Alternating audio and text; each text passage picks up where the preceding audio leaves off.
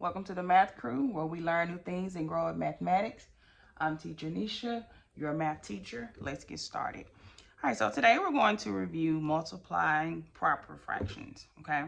When we multiply proper fractions, all we're doing is taking a fraction, which is a over b, and we're multiplying it by another fraction, which is a over b. Very simple. And unlike when we add and subtract fractions, we have to find a common denominator to do that. When we have unlike denominators, this is different. When you're multiplying fractions, they follow a different set of rules, okay?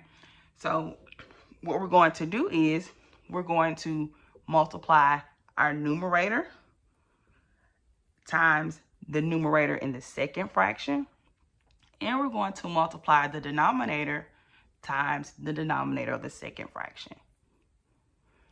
Totally different rules for multiplying fractions as compared to adding and subtracting them.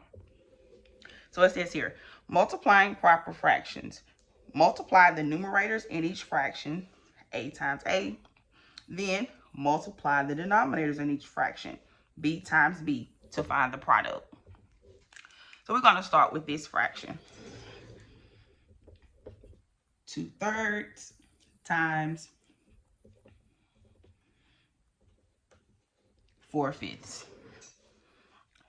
2/3 times 4/5.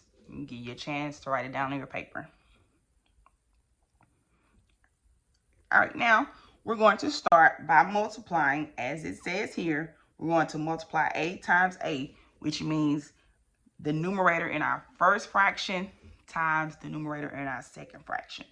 So we're going to say 2 times 4 is 8.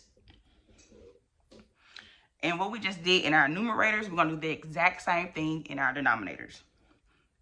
3 times 5. So we said b times b. 3 times 5, we know, is 15. Okay. So our product is 8/15. So please practice saying your denominators correctly when we read fractions. Okay, this is stated as 8/15.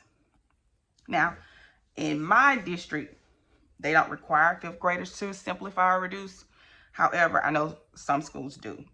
Some districts do. So if you did have to simplify or reduce, if you find the greatest common factor of both 8 and 15, you will see that they do not have a common factor. So 8/15 is actually in simplest form.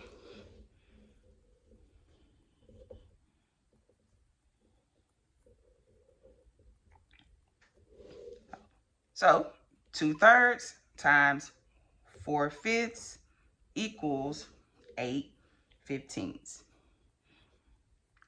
All right. Catch y'all later in the math crew.